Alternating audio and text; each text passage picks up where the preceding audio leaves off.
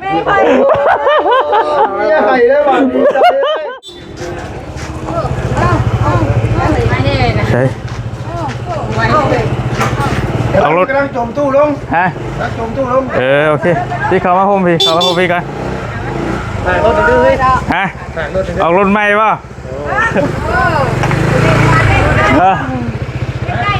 เป็นถึงเลขบางอย่างถึงเลขได้ป่ะได้ป่ะได้ป่ะแช่น่ะอันเท่ายืมไปเจนะหรือยืมรถกับพ่อหรือไปเจกันนี่ว่าเรานี่ว่าเราเมียแล้วตะกี้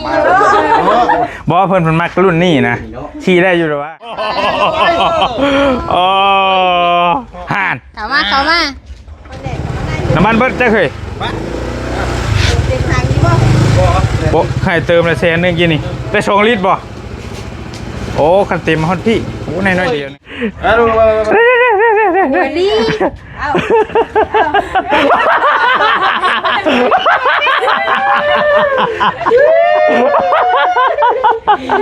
ไม่ไปไม่ใครได้บ้างดีใจเลยเนาะคอยว่าอยู่คนตีผมแล้วคนตีผมเท่าไม่คอแล้วจะบุ๋ยดีหายยังบุ๋ยลูกก็ให้วันนี้นะลูกก็ให้เลยเอาลูกก็ให้เอา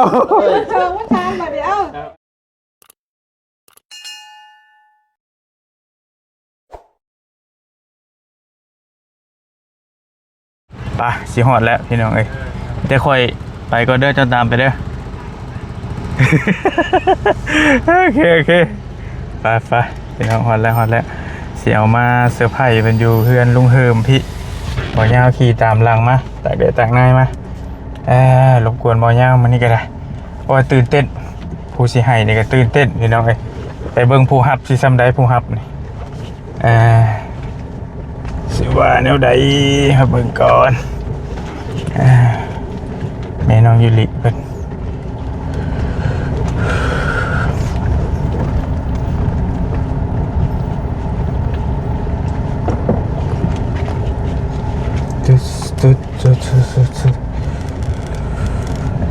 เปิด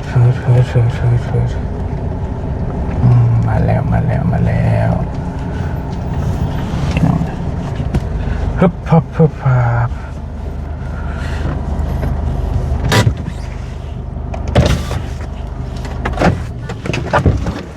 จ๊ะ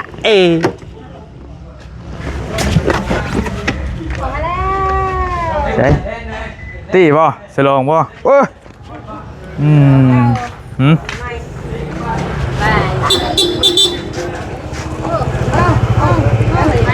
ใช่เอารถกำลังจมตู้ลงฮะจมตู้ลงโอเคพี่เข้ามาพมพี่กันถ่ายรถดื้อเลยฮะเอารถใหม่ป่ะ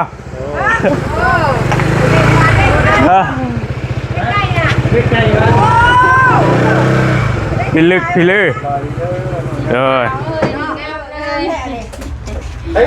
คนบอกอยู่แล้วว่าเนี่ยไปซื้อเพิ่นโว้ยถึกจะพันคือว่าพี่ลึกแท้3,000 กีบถึกชาวพันจนได้รถพี่เชคคันหนึ่งกับพ่อดอกถูกเร็วคนกว่าเฮ้ยไปสนใจที่นึงก็ดูด้วยเจ้านะไปสนใจเนาะรถลุงเชี่ยรถลุงยาวพอดีแล้วคอยว่ากันยุคคืนนี่ว่าเป็นอยากได้ลองขึ้นนั่งมึงด้วยลองขึ้นนั่งมึงด้วยได้สีแดงอะไรกับเสื้อกล้วยรถเต็งบ่ลองนั่งมึงก่อนใช่เนี่ย140,000ชดด้วย5,000ตอนบ่น่ะชดเนาะบ่ตัวลองขึ้นนั่งมึงด้วยฮะลองขึ้นนั่งไว้เคยหน้านี่ตอกให้มื้อนี้จังได้ไก่ได้บ่กันซื้อไก่ให้ลูกกันเพิ่นรอขึ้นในเด้อขึ้นแล้วเก็บมาไว้วันนี้นะให้บ่หมวดบ่หมดกันได้แล้วเขารถพอเขาตายก่อนเขาซื้อไปได้อยู่บ่ไปหน้าไปไอ้ลิเอาลิลองขึ้นมึงด้วยฮะลูกลองขึ้นมึงด้วยวันนี้หน้าเอ้ยบอกความหมายว่าเอาให้ดีขึ้นเทิงบ่ลูกสาวที่ซ่อนได้ว่าไปตลาดนะนั่งข้างหน้าลองดูลูกลองดูนั่งรถเขาปวดนะ นี่มาหลังนี่รถเฮ้ยนี่มีเรายังไม่ขี่เลย เพิ่นถึกเลขบ่ยังถึกเลข ถึงเลขมาดิ ได้บ่ คักแท้ ใช่น่ะอันเท่ายืมไปเจนะยืม ดื่มรถกระเพาะดื่มไปเจกัน กินว่าแล้วมันกินว่าแล้วว่าเมียแล้วตะกี้อยู่ บ่เพิ่นมักรุ่นนี้นะขี่ได้อยู่หรอวะ แล้วว่าเมียแล้วตะกี้ ได้อยู่ ว่าหรออีทีแท้เห็นว่าได้รถใหม่แก จะกินที่อยู่ได้เลยเนาะ ใช้ปืนจะได้เคยนี่ เปิดยังไง ใช้เฮ็ดได้นะ ของใหม่วะจะตัดไปได้เลย สไตล์นั่นได้เท่า เขากระบิดแล้วถอยเด้อเห็นไหม ตะกี้ได้เอา ถอยโผล่ได้ เอาบ่ได้ว่าอยากได้ก็ลองเบิ่ง เอามึงดิไล่บ่ติ ก็ถอยนี่หลังปืน ลองสตาร์ทเบิ่งมันนี่ได้บ่ลูก ต้องลิงเด้อ ลูกสาวได้บ่ ไปบิดได้ดิ ได้อยู่บ่ลูกสาวได้อยู่บ่ ตัวนี้เนาะ เหยียบได้อยู่เนาะ ต้องลิงเด้อบิดรถ กำพังพี่กำแล้วก็สตาร์ท ถึงอยู่เดียวก็รถอันเปลวแล้วว่าสตาร์ทน่ะ ไปเดียวกันกำแล้วบ่ ใช่ เฮ้ยน่ะเฮ้ย เลือกก็ อ่ะ เอ้ บิดได้ดูเลยบิดได้ดูเลยบิดได้กระโดดได้ด้วย ครึ่งได้อยู่บ่เบิ่งหากระเป๋า เป็นไงอยู่ว่าฉันมาจ้าจะบ่ได้แน่นอนหัวยังคงบ่ได้ บ่ตีนก็บ่จะถึงเลยได้หั่นน่ะ ได้อยู่นะเว้ยมันไม่ได้นะ บ่จะขี่ได้อยู่บ่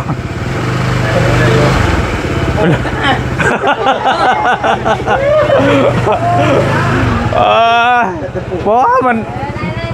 บ่ลองถอยมาหลังมึงดูว่าเบิ่งสิดึงให้ลงหานี่ให้ไผก็ได้ กูบ่ถอยนะเดี๋ยวล้มฮะบ่ล้มครึ่งบ่ล้ม อีนะกู เอาพี่ไปเรื่องมันมันพี่ไปเรื่อง บ่เดี๋ยวบิดชนิดเดี๋ยวจะขี่เป็นอันนี้จะให้ขี่ลองเบิ่งหั่นนะเออ ลงกันแหละ ลงก็ชนะให้ลูกออกค่ะลุงยาวยังโดนปลูกอยู่บ้านเนาะ ลงงานถึงเลยไกลชื่อไกลเรียกว่าชื่อ ถึงเลขไกลชาวพันชื่อรถแสนกว่าบาทว่าหรอกตัวกัน เอ้าโอ้โหดิ ลุงยาวไปอายุเจ้า ฟิต เบิ่งฮะหาได้เบิ่งพอดีถอยคอยลองมึงได้ป่ะ ผมก็ทอดขอดจะมันปลูกของเพื่อนผมย้ำได้ย้ำอีก คือ มึงกล้าอะไรบ้าง เบิ่งคืออยู่ป่ะคืออยู่ป่ะกันเฮาขี่นี่ ชายขึ้นน้ำอ่ะ คือแล้วว่าตัวใหญ่คนตัวใหญ่คือ มาลูก ขึ้นอยู่นั่นอยู่ ลูกสาวก็จะขี่ไปคอยเหยียบนี่เด้อ ชี้หนานะหนาเว้ยเจ้าได้ชี้หนาไม่ชี้หนา บอกไปแต่ตัดหมูตัดพวกอีกแล้วเนาะขี่รถชนิดอีชื่อกะโพดโพ ตัวบอกคักกันไหนแล้วท่านนั่งอยู่ ฮะ นานๆแล้วขี่พี่เลยบอกเลยบอก อ๋อมันต้อง สิไปให้เพื่อนทดน้ำอยู่ อ๋อลุงวัดก่อน โดย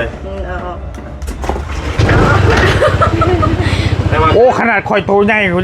หนักกว่า หนักสิ แต่ว่าการันตีแล้วอยากให้คนเนาะได้ป่ะ ดึงนะ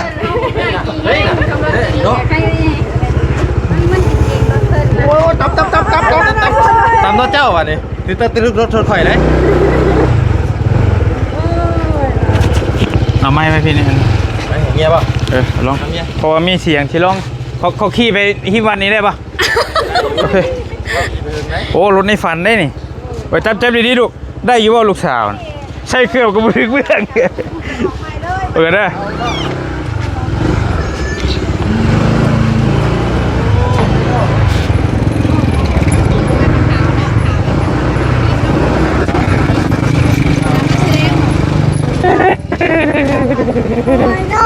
ล่มบ่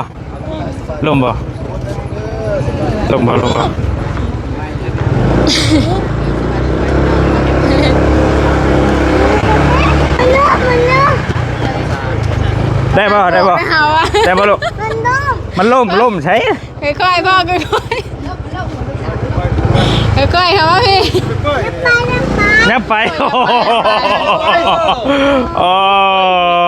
ห่าน เข้ามา น้ำมันเบิดจะเคย เด็กทางนี้บ่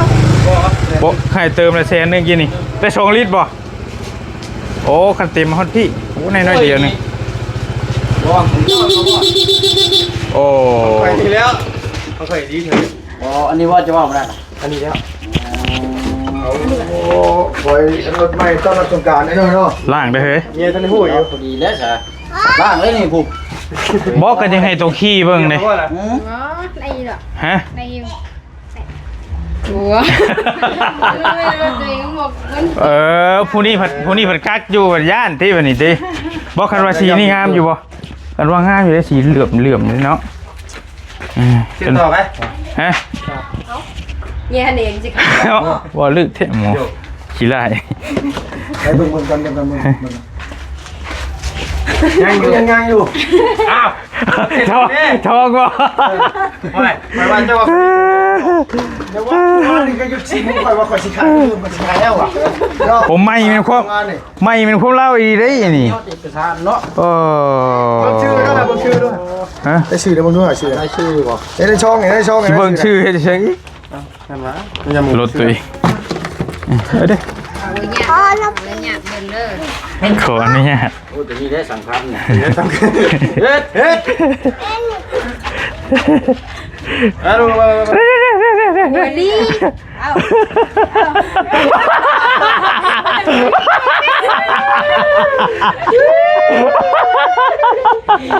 แม่ไป เ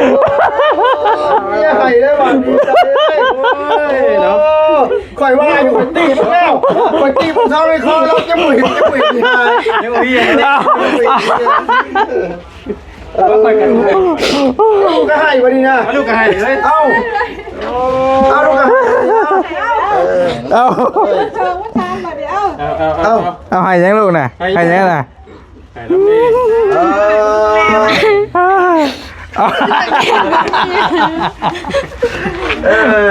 เอาลูกสาวก็ให้วันนี้เอา ลูกล่ะพ่อ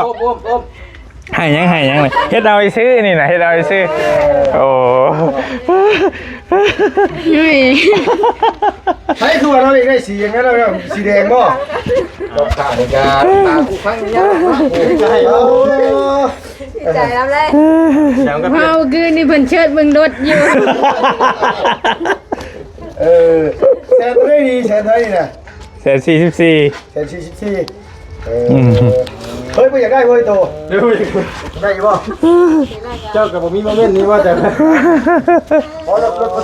ประตูตายก่อนไปเชื่อเนี่ยก่อน ว่าได้ไงทำประตูยังไม่ตาย จักไผสิตายก่อนติ ตายก่อน ก่อยนี่ทุกวันเลยแต่ไปขับรถไอ้งูเลยก่อยวาสนานะวาสนาเลยแต่ทำนี่เก่าเลยว่าเงาเว้ยนี่เก่าแล้วนั่นกาขับรถใหญ่วันเดียงว่าแต่ปากเซ่หัวแล้วผมบอกว่า ของขวัญปีใหม่เด้อของขวัญปีใหม่วันสงกรานต์เด้อ ใช่เลย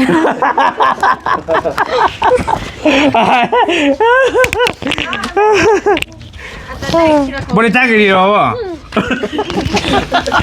โอ้ไปที่ไหนตอนนั้นเนา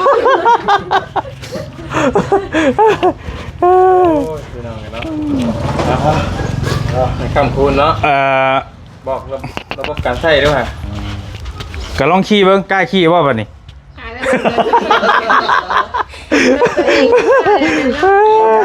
น้อยย่ำได้จะมีจุดจบใช่ป่ะ บ่กล้าขี่แล้วผู้นี้ทางนี้ เอาว่าบอกลุงว่าลุงเขาขายโป้ง ป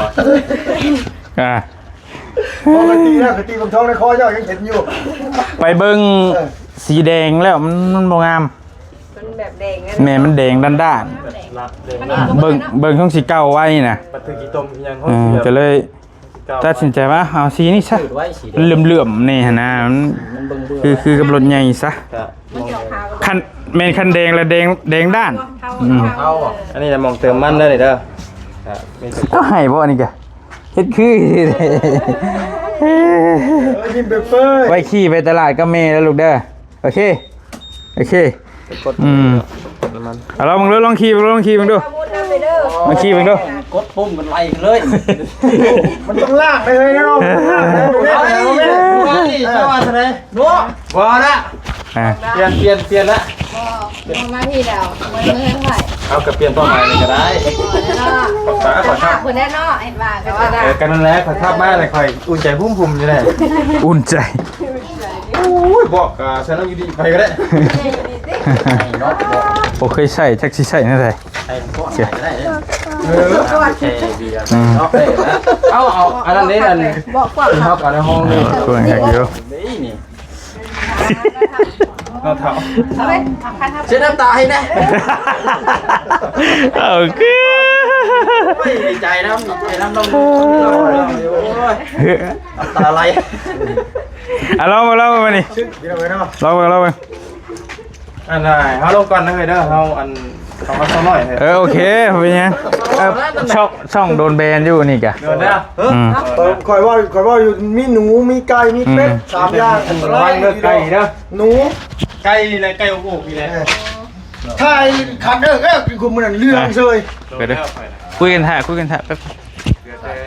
ช่องสำรองยังดีมีช่องสำรอง นี่ของใหญ่บ่เป็นจักบื้ออะไร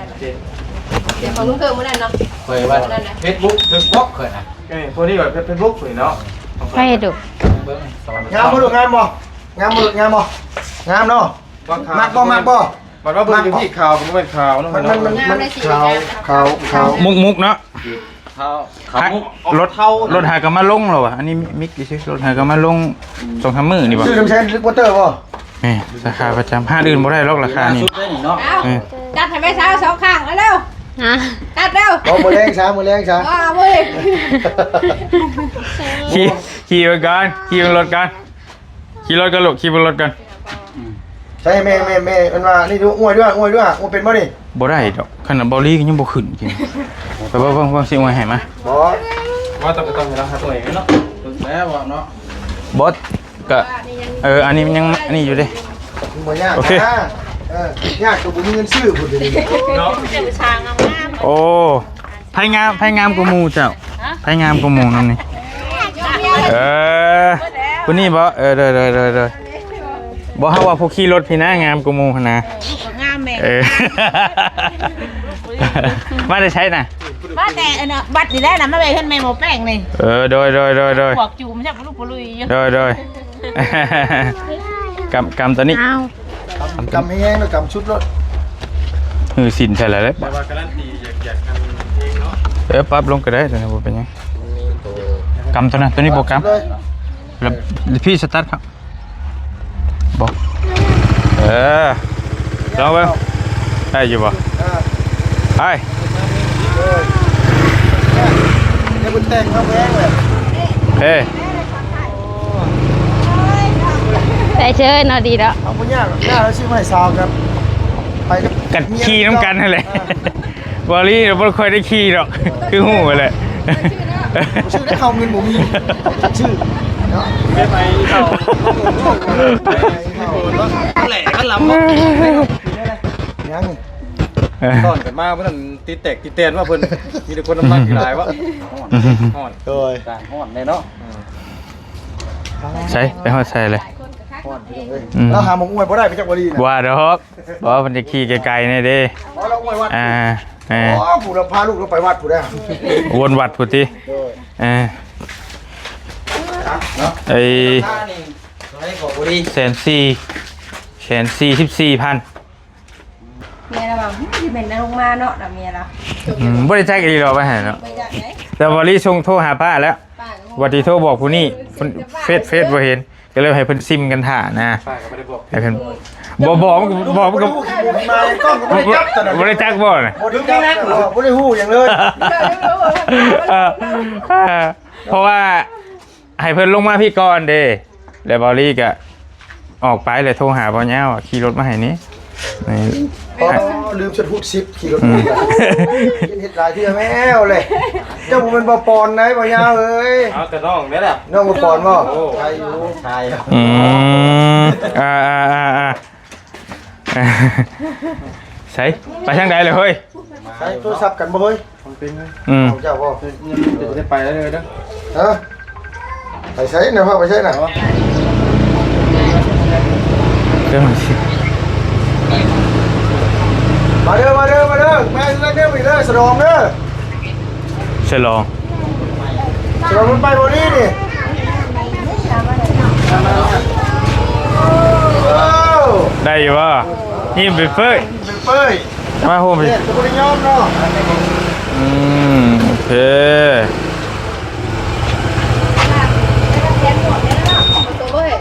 นั่นแหละหมวกคนแถมอยากได้สีขาวแต่ว่ามันบ่มี เ เจ้าผมชื่อทหาร โอ้สีนี่ได้ขัดอยู่นะ ดู เดี๋ยวลองใส่มันดู เรียบร้อย ได้อยู่ป่ะกีมวนอยู่ป่ะ มันเกี่ยววัด3 รอบมาเลย เกี่ยวว่า3 รอบ ชิวคิดว่าเป็นเขาตัวเอง ของงาเป็นเกศนะเด้อ แก้ใช้อยู่ชิโนกูแล้วมาพี่เด้อ จ้าครับโชคครับโชคมึงเสือมีเส้นพีเอ็กมาทุกมึงเลย ไปแต่งแก้ติโอเคขอบใจหลาย จ้า ๆที่มาให้ เดี๋ยวยังเดี๋ยวการมีอะไรเนาะล่างแล้ววะล่างแล้ววะ ชิเลี้ยงกาแฟแล้วแก้วหนึ่ง มาละกินนักเต้น เรื่องเขาก็ได้มาคาเฟ่ปีใหม่ไปคาเฟ่ อย่ากินยังแหละ กินน้ำมัน โอเค กินอย่างไรดีเลยเนาะ ตั้งถ่ายอยู่ ยี่ดินดุบ่ดิน ลาบอยู่ที่ ประโยคซื้อ บ่หยอกแล้วดีเลยบ่หยอกยังไงเนาะก็ไปกันมานี่ เอาอยู่บ่รถคันเก่านะ อันนี้บ่เท่าไหร่ วันยัง 5,000บ่อุ้ยว่าแต่น้องเนี่ย บ่เอาไปเปลี่ยนออกก็ได้นี่ซื้อรถข่อยยังบ่ทัน10,000ได้บ่ยาวไปไม้บ่ทัน10,000ได้เดี๋ยวจุลีเอาจุลี ตัวนี้เลย ตัวนี้บ่เอาบ่ลูกตัวนี้บ่เอาบ่รถเพิ่นเคยขี่ตัวนั้นเด้ มาบ่อยขายอีก รถจุลีเอาไว้เป็นรถมูนเนาะเอาไว้โชว์บ่ ห่างถิ่นไปซื้อกันไปให้มูน กันแม่นเจ้าว่าเจ้าแล้วจังล้มกันก็ได้ล้มกันหลังไม้ก็ได้ ลงกันนังไม่ก็ได้ ขอหน้าไม้ด้วยนะเป็นจังหู้หู้นะเพื่อเพิ่นว่าสิให้มายาวก่อนนี่ เพิ่นว่าอยาก โอเคเอาไปพ่นต่อได้บ่เพิ่นว่า มาได้บัตรยืมคันนี้เมื่อได้บัตรไหน เอาไป เพราะว่าสิเมื่อ บ่บ่มีรถโอเค แก้รับสุกปีใหม่เนาะ ใช้กระแจมาให้เพิ่นเราบ่มีรถขี่เด้ กับพี่เหรอวะมาเหรอวะเดี๋ยวรับปากได้มาได้ไปยาว แบะมาเดียว น้ำมันนี่ มันเต้นบ่ ไปได้เดียวนี่นะ ได้อยู่ดอก ยันว่า แต่ก็ได้นะวันนี้ นี่วัน ดีใจน้ำได้สาวเด้อ ยินดีกันด้วยเด้อยินดีนะ ขอบใจหลายขอบใจหลาย ได้ขออนุญาตเบิ่งเล็กทักแน่ แป๊บนึงอย่าพาวแป๊บนึงบอสกระเบิงมื้อนี้แล้วแป๊บนึงเอานี่ให้ก่อนเดี๋ยวมันสิบ่ขัง แล้วเนาะ อ๋อข้างบนข้างล่างได้วันนี่งูไปละ อันนี้โอเคตัวได้เคยเลขทางมันอยู่ใช่เคย ถางได้มันเป็นมันเยอะอยู่ใช่ ใช่ทางโอ้ตัวมันอยู่พี่บ่เบิ่งบ่เว้ยแม่นบ่เฮ้ยเดี๋ยวได้เฮ้ยฮะ เฮ้ย เอาเฮ็ดบ่เป็นบัดนี้ค่อย ก็ขึ้น เอาก็ขึ้นบ่ตายเวรกรรมนี่บ่ฝาน้ำมันนี่บ่35 ชูน 35ชุน แม่นบ่ชูน จะมีเลขตัวไหนอยู่ใช่ซะ ว่าทางมองอันนั้นนะมองน้ำมันมันดูนะ อันนี้บ่แม่นมันเฮียก็ได้แล้วผ่าเนาะนี่นั่น เด้พี่เลย63 63 เออ แม่นอยู่เมื่อคืนนี่ฝันว่ามียิงแกเสือเมื่อคืน เอา แตก บู๊เฮ้ยมื้อนี้ ยับเลยแก้วแตกกระดูกเลยยับเลย บู๊ว่าได้แกง อยู่รีบ่ฮะ บ่จัก เด็กไทยเด็กลิงพี่น้องเนาะ เด็กลิงเอาซื้อเด้อ ตอนนี้563เด็กลิ้น อันนี้เบิดน้ำเลยบ่ ค่อยกวดเอาเริ่มค่อยกวดเดี๋ยวมันถึงมือค่อยกวดแล้วเอานั่นต้มเอา ทะเบียนรถจักรอันนี้นั่น ค่อยกวดเอา แม่นบ่ เอาไปตามเอาไปทาง กาแฟหลังกาแฟผม เขาต้องพูดตามเลขคัน 3ที่หายเนี่ยทะเบียนรถจักร โอเค ได้จ้าได้ไม่ถูกเลยบอกหันตรงยากเลยบอก แม่น บ่จักดีได้เนาะอะไรแก รู้จักก็ดีแล้วบ่ ลุงลองขึ้นด้วย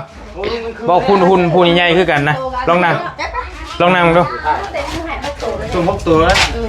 ก็ปัดสุดจะปัดยิ้มปัดสุด โอ้ลุงเราขึ้นอยู่แล้วลุง ตัวเจมอยู่ใช่โอเค ป้าเฉยมาแต่ก็ให้ทำได้สิเด้อ โอเคขอบใจหลายๆป่ะเนี่ย ตาจะดี ใจขอบใจหลาย เนาะ ๆใจขอบใจใช่ เอาไว้ตั้งเงินไปเลยให้ค่ะ ตาเป็นให้ เดี๋ยวเด้อ โดยกับใจคือกัน เอาเฮ้ย ใช่ไหมครับ เอาบุไปเฮ้ย บ่ได้เอาขาข้าม เออได้จะซ้ำนี่ ขาข้าม ลืม ตั้งขาตั้งได้เลยไหมคะตั้งก็ได้ เออ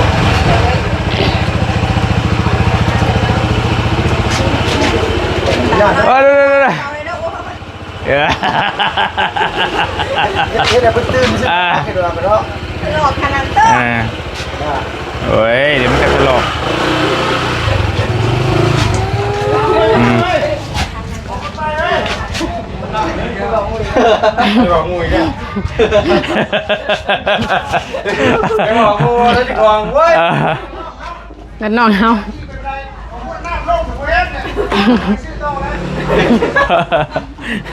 ก็คือเออ เก่งๆด้วย โอเค ดูดูอะไรเนาะนี่แหละรถกูตู้ตายเพิ่นชื่อ สรุปเขาหอยมันก็ตายเหรอ ตายก่อนที่ตลอดเนาะ ตายมาซ่อมมาเลย ตายช็อตเลย ตายซ่อม โซน้อยย่างกับเปลี่ยนเด้อ อืม เนาะ ก็เลยก็เปลี่ยนได้โซเซตแล้วล่ะงานแท้ บอกว่าเขาเปลี่ยนแล้วโซนะครับโซเขาจะเปลี่ยนนี่ตัวเข่งใหม่คือมันขัดยังไงงามแต่ว่ามันมีเอากันห้อยกันอย่างบ่นี่เนาะ เดี๋ยวนี้มีแต่แบบนี้แหละ เนาะฝาทางติอืม มองมันเป็นอย่างเนาะรถชื่อมามันก็ต้องเก้าไปน้ำมืดอยู่แล้วรักษาได้ได้โอ้คอยจับยังได้เขาขี่ก็ได้ก่อนครับงามเดี๋ยวโอเคแล้วเป็นเรื่อง โอเค ปีน้ำปีให ข ม่ อบใจหลายๆเนาะโดยใจลูกใช่อืม นี่นั่งกินน้ำน้ำใหญ่ อันเนี้ย ไปก่อนเที่ยวไป คิงบ่คิงไหม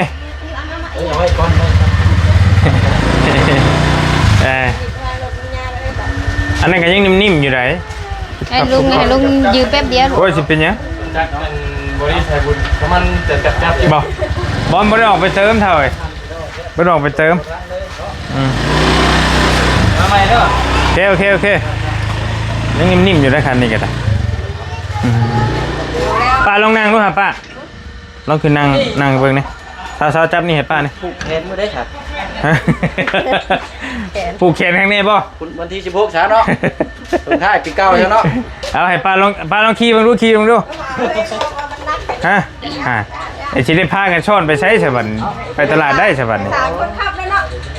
อายุเดี๋ยวมันก็ได้หรอกไม่ยากหรอกครับล่ามเสื้อสองเสื้อก็เป็นนะ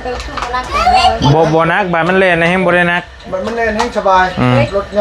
รถไงขี่ง่ายฮะคืออยู่คือแต่ว่าต้องปล่อยเงินดอกกันอย่างนั้นไหมปล่อยเงินดอกเก็บตลาดนัดอย่าง เจ๊เก็บเงินกู้ติ ใส่กระเป๋าไว้นั่นสิ อืม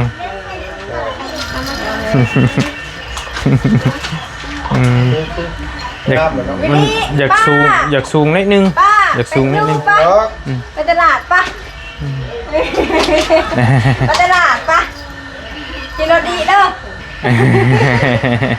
กินรถดีเด้อให้ป้ากินน้ำหน่อยเด้อให้เนี่ยกินน้ำเด้อ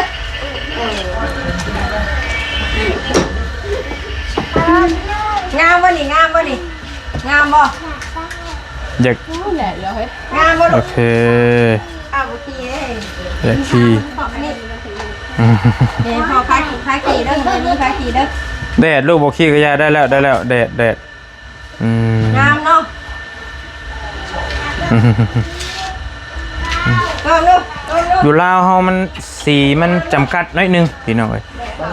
มันแม่นสีตัวเลือกมันบ่ค่อยหลาย สีเทากับงาม แม่น โอ้ยนักโฆษณาสีเทากับไม่สู้งามอยู่แต่สีขาวนี่นะ แล้วก็อยู่ลาวเพิ่นนำเข้าแต่ตัวท็อปตัวรองท็อปบ่ค่อยนำบ่มีเลยแหละแทบจะบ่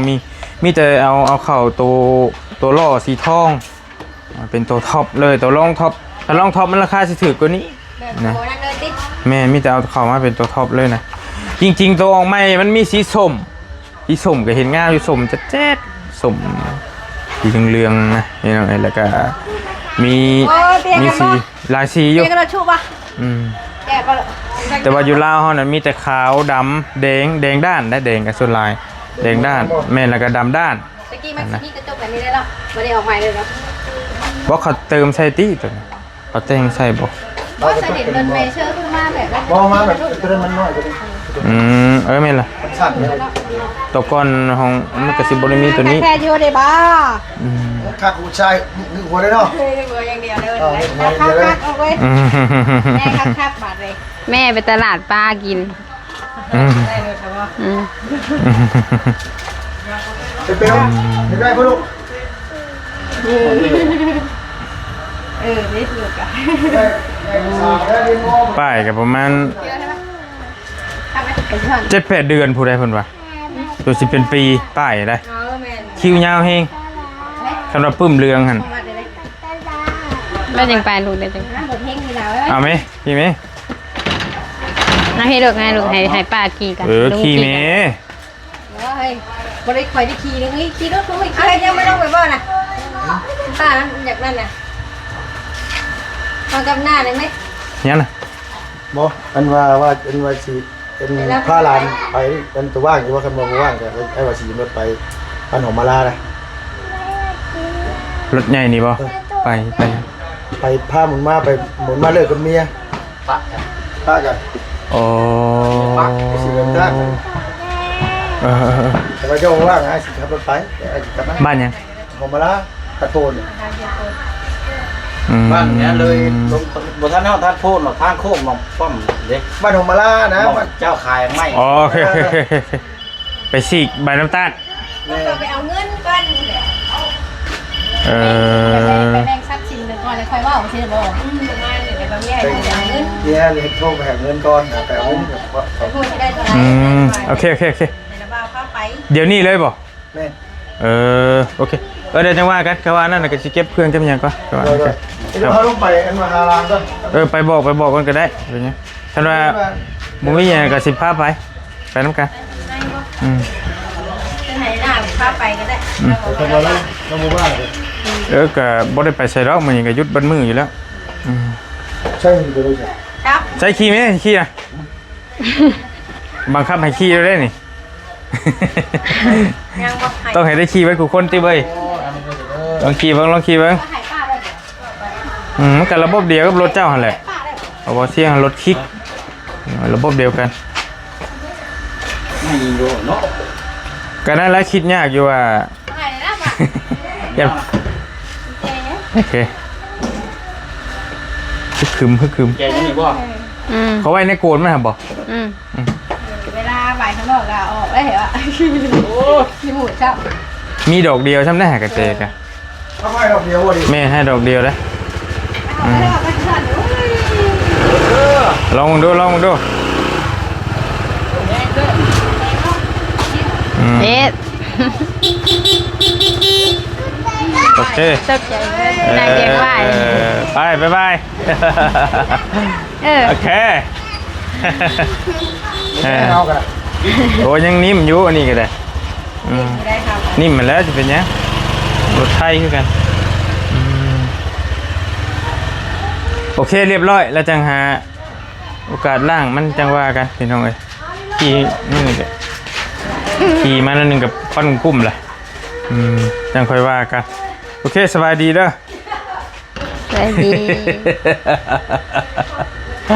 สวัสดี สบายดีลูกสบายดีสบายดี สุขใจว่า เฮ็ดนี่ไปขึ้นไม่เท่าแล้วป่ะ ยัง เดินทางไป ไปโอเคว่ากันถือโอกาสเอาซื้อรถคันใหม่นะมาให้ทางแม่น้องยุริซื้อมาใช้น้ำกันในครอบครัวนี่แหละเพราะว่ารถบอรี่มันไปเดินทางไกลบ่ได้ก็เลยได้ซื้อคันใหม่มาไว้ใช้ไว้จ่ายในครอบครัวนะพี่น้องเนาะราคากัน144,000 บาทพี่น้องก็เป็นราคาเงินสดเพราะว่าเป็นเงินผ่อนก็ราคาสินักกว่านี้ ง่ายก็แต่งจักเบาอ่ะแล้วเวลาเราขี่ คักอยู่เนาะ นี่คัดดี เบาแล้ว โอเคเลยจังว่าการอยู่ดีมีเฮงสบายดีเด้อพี่น้องเด้อคำคูณร่ำรวยบ๊ายบายพี่น้อง ไง